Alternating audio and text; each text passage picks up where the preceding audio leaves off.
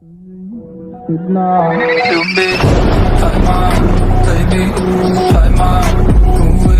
Я знал, что ты всегда любить, поймай, baby, поймай, увы.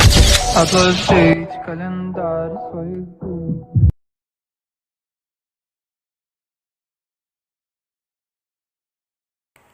Pengertian pendidikan kewarganegaraan. Pendidikan kewarganegaraan atau PKN secara umum merupakan bentuk pendidikan yang mengingatkan akan pentingnya nilai-nilai hak dan kewajiban warga negara, supaya mereka menjadi warga negara yang berpikir tajam dalam hidup bermasyarakat dan bernegara. Oleh karena itu, PKN harus diterapkan sejak di setiap jenjang pendidikan, sejak usia dini hingga pada perguruan tinggi, demi menghasilkan penerus bangsa yang kompeten. Urgensi pendidikan kewarganegaraan antara lain adalah sebagai berikut. Yang pertama, membantu mahasiswa mengembangkan kompetensi untuk mengetahui ilmu pengetahuan, keterampilan, dan sikap kewarganegaraan, serta nilai-nilai yang diperlukan dalam rangka menerapkan pengetahuan dan keahliannya dalam masyarakat. Yang kedua, agar mahasiswa memiliki keterampilan partisipatif yang akan memberdayakan untuk merespon dan memecahkan masalah dalam masyarakat secara demokratif. Yang ketiga, agar mahasiswa mampu mengembangkan budaya demokrasi dan perdamaian pada lembaga pendidikan masing-masing atau antara lembaga pendidikan serta dalam seluruh aspek kehidupan masyarakat. Kompetensi yang dihadapkan dari pendidikan kewarganegaraan. Pendidikan tinggi tidak dapat mengabaikan realitas kehidupan global yang digambarkan sebagai perubahan kehidupan yang penuh dengan paradoks dan ketidakterdugaan. Oleh karena itu, pendidikan kewarganegaraan dimaksudkan agar kita sebagai warga negara memiliki wawasan kesadaran berbangsa dan bernegara, sehingga kita memiliki pola pikir, sikap, dan perilaku yang cinta pada tanah air dan bangsa. Tujuan utama pendidikan kewarganegaraan adalah untuk menumbuhkan wawasan dan kesadaran bernegara, sikap serta perilaku yang cinta tanah air dan bersendikan kebudayaan bangsa, wawasan Nusantara, serta ketahanan nasional dalam diri para mahasiswa dan praktisi yang ada dalam Negara Kesatuan Republik Indonesia. Kualitas warga negara akan ditentukan terutama oleh keyakinan dan sikap hidup bermasyarakat, berbangsa, dan bernegara di samping derajat penguasaan ilmu, pengetahuan, dan teknologi yang dipelajarinya. Kualitas warga negara tergantung terutama pada keyakinan dan pegangan hidup mereka dalam bermasyarakat, berbangsa, dan bernegara di samping pada tingkat serta mutu penguasaannya atas ilmu pengetahuan, teknologi, dan seni. Hak dan kewajiban seorang warga negara akan terwujud dalam sikap dan perilakunya bila ia dapat merasakan konsepsi demokrasi dan hak asasi manusia secara sungguh-sungguh dalam kehidupan sehari-hari. Kompetensi diartikan sebagai tindakan cerdas dan penuh rasa tanggung jawab yang harus dimiliki oleh seseorang agar ia mampu melaksanakan tugas-tugas dalam bidang pekerjaan tertentu. Pendidikan kewarganegaraan yang berhasil akan membuahkan sikap mental yang cerdas dan penuh rasa tanggung jawab pada peserta didik. Sikap ini disertai dengan perilaku yang dapat ditunjukkan dalam aktivitas sehari-hari, yaitu yang pertama, beriman dan bertakwa kepada Tuhan Yang Maha Esa dan menghayati nilai-nilai falsafah bangsa. Yang kedua, berbudi, pekerti luhur, berdisiplin dalam bermasyarakat, berbangsa, dan bernegara. Yang ketiga, rasional, dinamis, dan sadar akan hak dan kewajiban sebagai warga negara. Yang keempat, bersifat profesional yang dijiwai oleh kesadaran bela negara.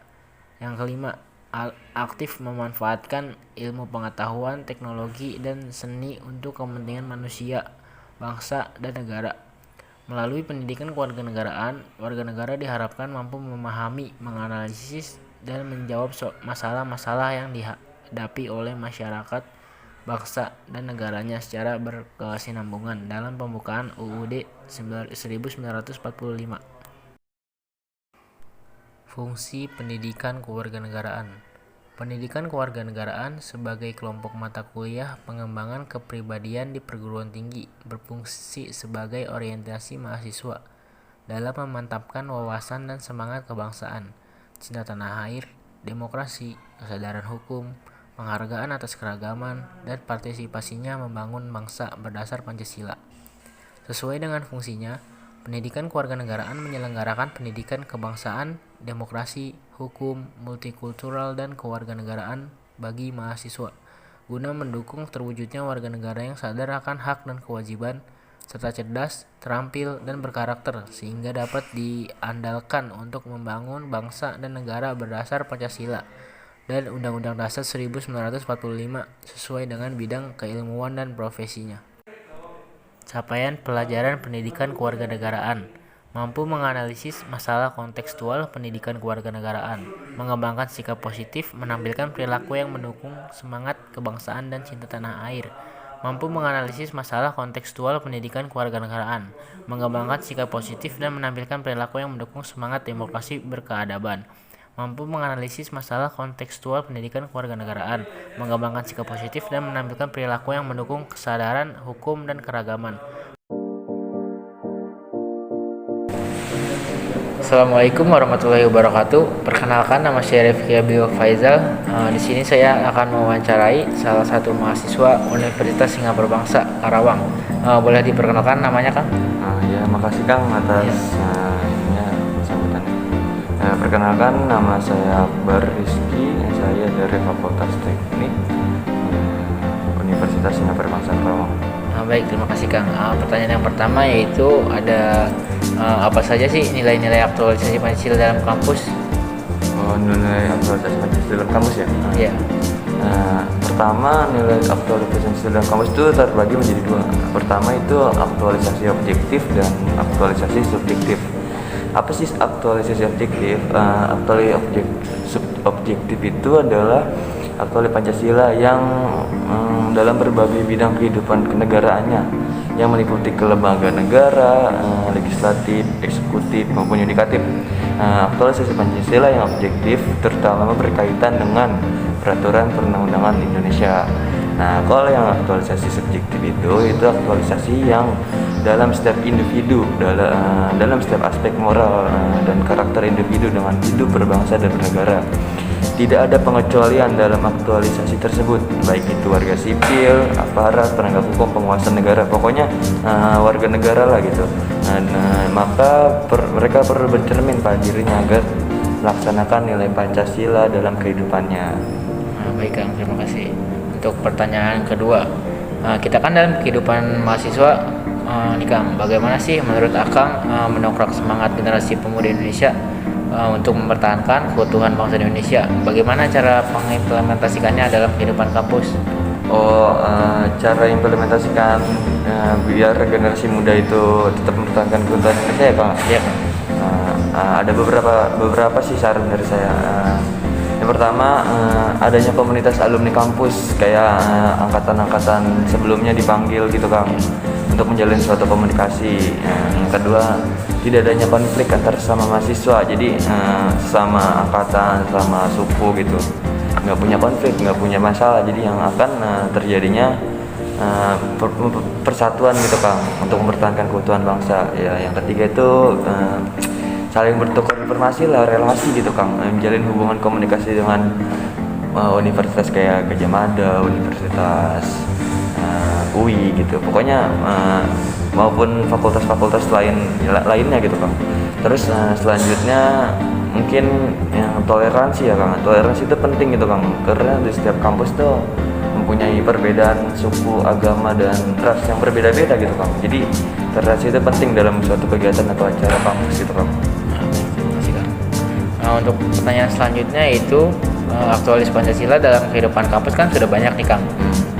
Memang diterapkan dan pasti ada setiap penyimpangan aktualisasi tersebut. Kalau boleh tahu apa aja ya Kang contohnya? Contohnya atau Ya. Penjelasan dulu nih? Penjelasan dulu aja Kang.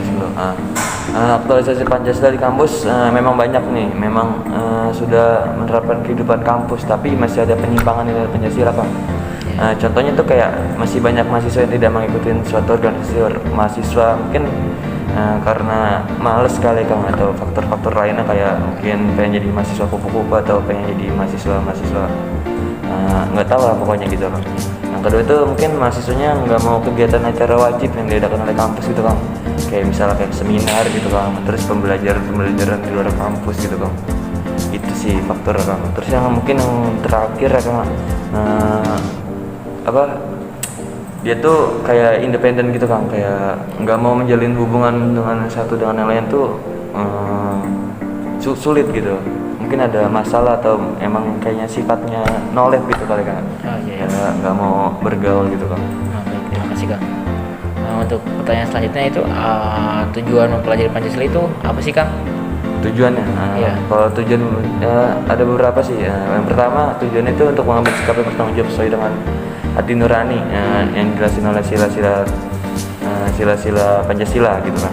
Terus yang kedua ada memiliki kemampuan untuk mengenali masalah hidup dan kesejahteraan serta cara-cara pemecahannya, berpikir kritis gitu untuk menyelesaikan suatu masalah gitu kan.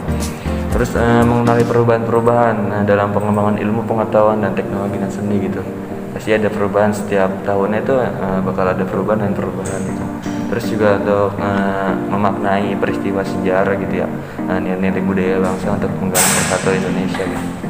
Baik, terima kasih Kang. Untuk selanjutnya apa sih saran Akang kita sebagai mahasiswa dapat menerapkan sistem sesuai dengan nilai-nilai Pancasila? Saran saya yang pertama itu mendorong mahasiswa untuk aktif ikut mengikuti Ormawa. Untuk meningkatkan sumber daya manusia gitu ya, SDM gitu, SDM unggul. Yang kedua mendorong mahasiswa agar aktif di dalam kampus. Jadi aktifnya di dalam kampus dan di dalam kampus maupun di luar kampus aktifnya itu.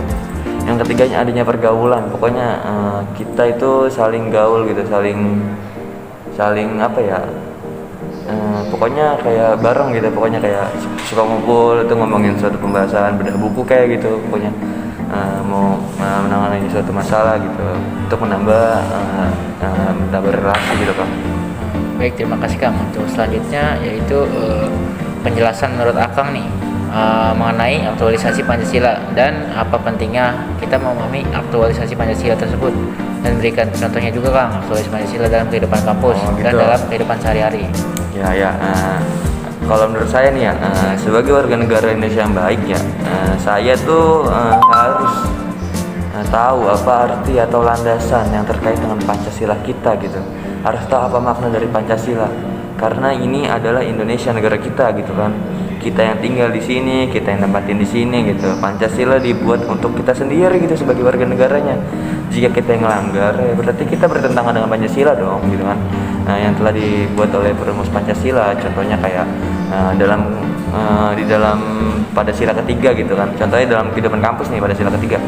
Yang pertama, persatuan Indonesia itu penting banget, persatuan Indonesia, karena biasanya persatuan Indonesia itu banyak yang tidak mengamalkan gitu karena adanya rasisme atau apapun atau beda suku.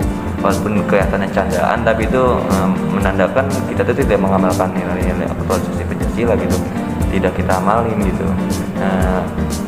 Itu sih Kang kayaknya Kang. Ya, baik, terima kasih Kang atas wawancara kali ini untuk menjadi narasumber saya. Sudah menyempatkan waktunya. Terima kasih Kang.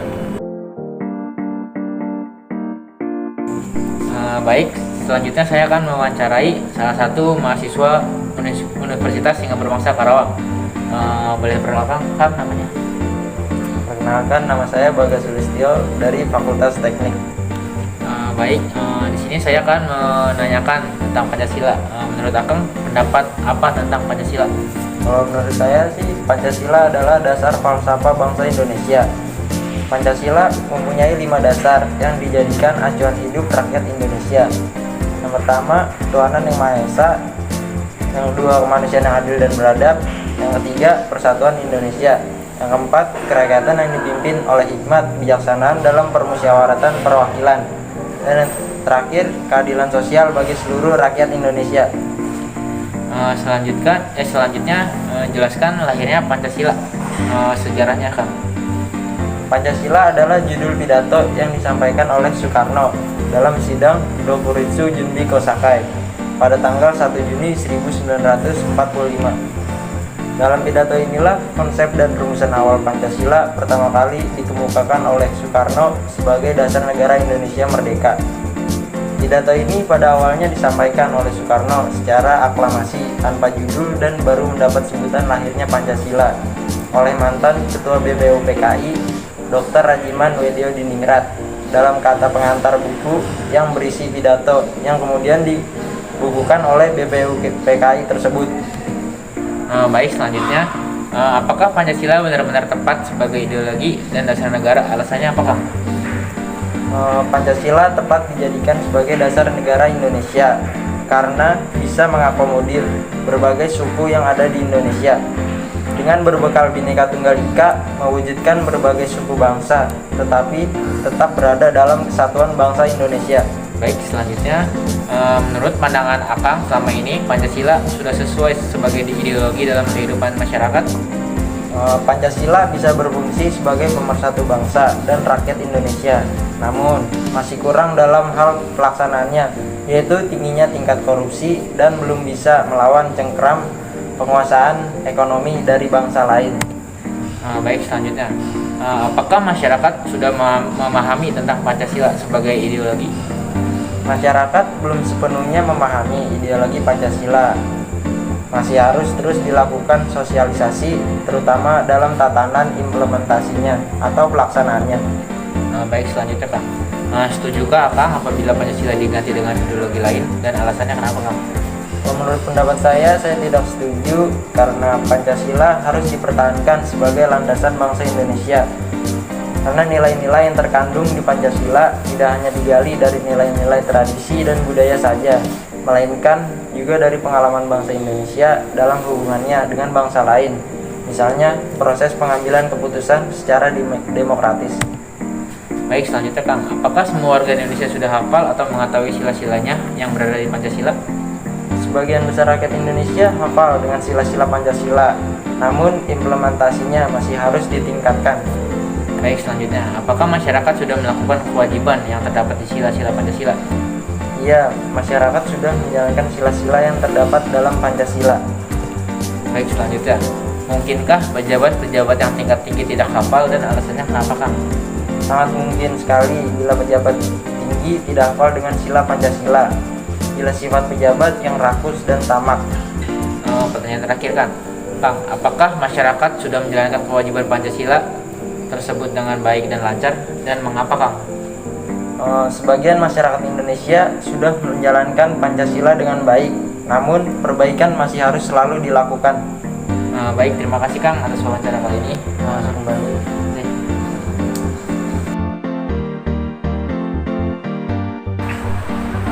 Baik, di sini saya sudah bersama dengan narasumber ketiga, anak mahasiswa Universitas Singapura Bangsa Karawang.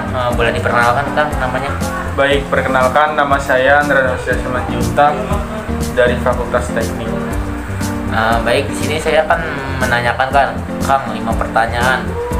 Pertama itu, menurut Kang Pancasila itu apa sih Kang definisinya?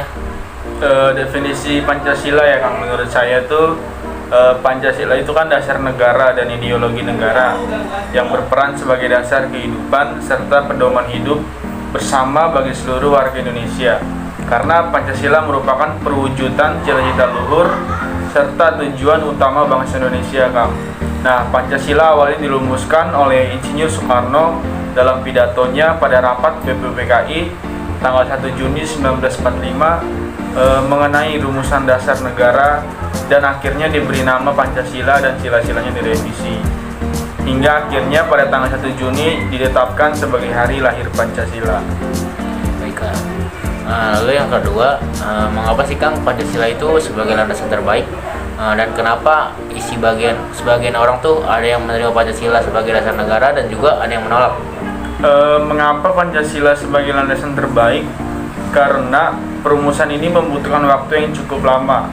Dari perumusan tersebut, Pancasila melihat dari sisi bangsa ini dan juga karena adanya perasaan senasib. Nah, Pancasila juga mengambil dari liberal, komunis, dan sosial dari nilai-nilai yang ada, disaringlah dan akhirnya terbentuknya Pancasila. Nah, Pancasila sebagai dasar negara tidak menghapus perbedaan, tetapi bisa merangkum semua menjadi satu semboyan empiris khas Indonesia, Kang. Nah, untuk alasan menerima Pancasila itu kan ada beberapa orang yang menerima dan menolak.